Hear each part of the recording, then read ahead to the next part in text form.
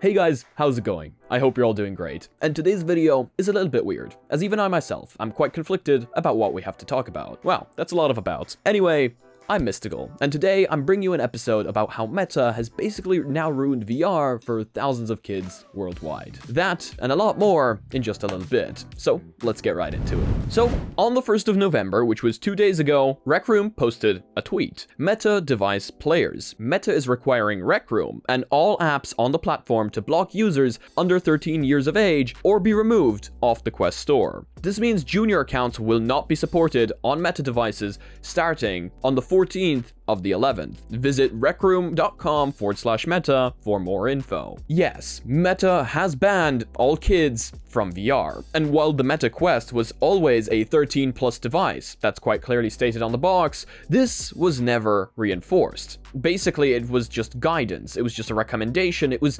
never something that was going to be banned for until now. I mean, basically all age ratings are only recommendations. If your parent or guardian allows you to play a certain game, that's on them. But looks like Meta is taking that a step further. There could be many reasons for this. The Quest is the cheapest VR headset out there, which basically means getting kids on the platform is going to be inevitable. It's just what happens when you have a platform for the masses. You're inevitably going to get kids in there. But the problem with VR is it's a little bit different. You have social apps like VR Chat and Rec Room, and in those apps, kids can see things that they probably shouldn't be seeing. And this has been a problem for a while, as well as, of course, multiple children acting in ways they shouldn't be acting in VR, which overall has brought quite a negative light to the whole children in VR situation, at least according to many people in my comments section. A lot of people have just been hating on children being in VR, so I bet a lot of you are also going to be quite happy about this. But the thing is, not all children were bad in VR. A lot of them were just chilling there and doing their own thing. Either way, even those children could have inevitably seen something they shouldn't have seen in VR. So I can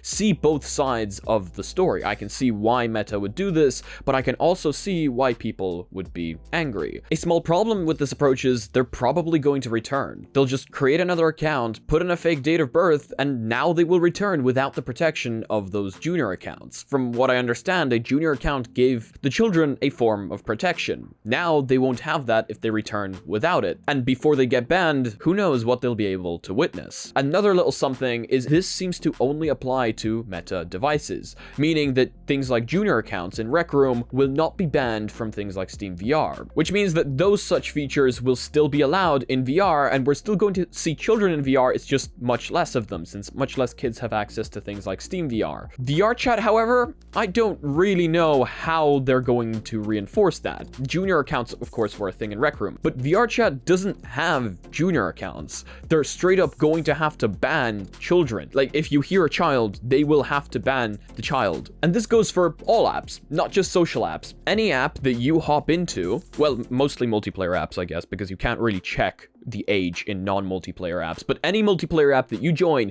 if you are a child, you are in risk of getting banned by Meta. Just saying. The Meta policy mirrors the one which has been in place for its headsets. Upload VR asked Meta why it took till now to block Rec Room's junior accounts and received the following over email. We've never allowed people under the age of 13 to use our VR platform, so we requested that Rec Room remove access to Meta Quest devices from their junior accounts. We support Rec Room and want to ensure the app meets our terms of service. The company's prepared statement reads, the policy applies to content in both the public Quest store and the App Lab content. Rec Room says that junior accounts will still be accessible on all other platforms that Rec Room is available on that allow users under the age of 13 to join the game. The company posted that underage users playing on non-junior accounts should be reported, so we can look into the issue. Essentially, I believe there's going to be a mass report wave against children in VR now. This is definitely going to cause some conflicts down in the comments section. I know a huge player base of VR is kids, because that's just how that works. And I know that a ton of creators are creating VR content, whether it's Roblox, whether it's VR Chat, whether it's Rec Room. A ton of my fellow creators are creating content in such games that kind of entice children to join. And I would love to hear from my fellow creators in the comments section, in case you're watching, and what you think about this entire situation. If you're creating content for kids in VR, how is that going to impact you? I'm not sure yet. I guess that is just something we're going to have to wait for and see, but please do let me know your opinions down below. Now, let's move on to something a little bit happier. the PSVR 2 has been announced, like fully announced. We have the release date and the price, and it's not cheap. The release date is February 22nd, so we don't have that long to wait anymore. But the price tag is $550, which is not cheap. It's actually $50 more than the console that's supposed to be powering it, which is quite insane if you think about it. And not only that, you also need a PlayStation 5 to play it, which adds even more to the price tag. So it's definitely not cheap. It's a large piece of kit, but I get it. The PSVR 2 has a lot of technology that other headsets don't, and it is a very technologically advanced device. Don't get me wrong, but the problem is, with devices like the Pico 4 and the Quest 2 on the market, which are fully standalone, which one are people truly going to choose? I do get it, standalone devices won't have as much fidelity as the PSVR 2 will, as it's connected to a pretty powerful PlayStation 5, but a lot of people are going to choose price over quality.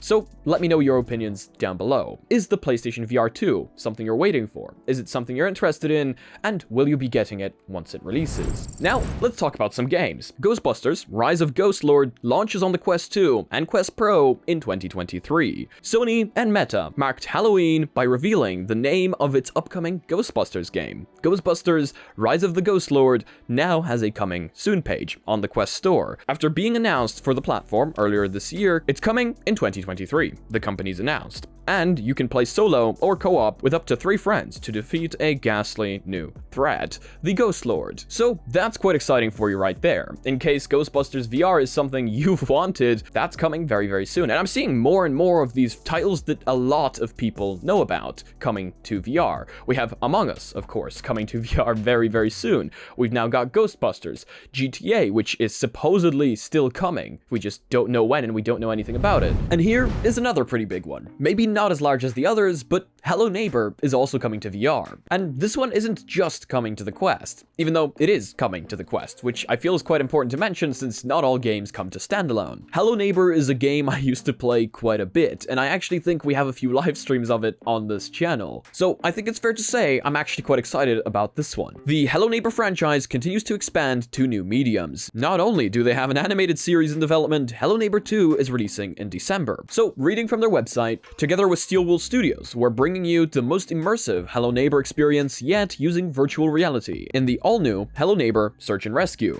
coming to PlayStation VR 2 and VR. However, 17 hours ago, the video was also posted on the MetaQuest YouTube channel, so I think it's fair to say that we can look forward to this title also coming to the Quest. But yeah, I'm quite excited for this one. Let me know if you've ever played Hello Neighbour down below. Here's something interesting. In case you're interested in more VR headsets, Qualcomm says multiple Snapdragon XR2 Plus devices will be announced by the year's end. In case you don't know, the Qualcomm Snapdragon XR2 Plus is the first processor to come out of the Meta-Qualcomm partnership, and it's also the processor that's inside the Quest Pro. Semiconductor giant says its latest XR chipset, the Snapdragon XR2 Plus Gen 1, will find its way into multiple virtual and mixed reality headsets by the end of year 2022. We know that the first 2 headsets to be announced with this chipset are the recently launched Quest Pro and Lenovo ThinkReality VRX, both of which are VR standalones, capable of augmented and virtual reality interactions thanks to color pass-through cameras, aka mixed reality. The company says multiple OEMs have already committed to commercializing devices powered by the Snapdragon XR2 Plus that will be announced by the end of 2022, which means we're due for more higher-end headsets being announced sometime later this year, which is quite exciting because the year is coming to an end. We've basically only got like 2 months, which means that these things are coming quite soon. And you know, I'm always quite excited about new technology, and I am very interested in mixed reality, which is why I still want to get the Quest Pro. But yeah, that is going to be it for today's video. I know it was very short, and we didn't actually get that many pieces of news in here,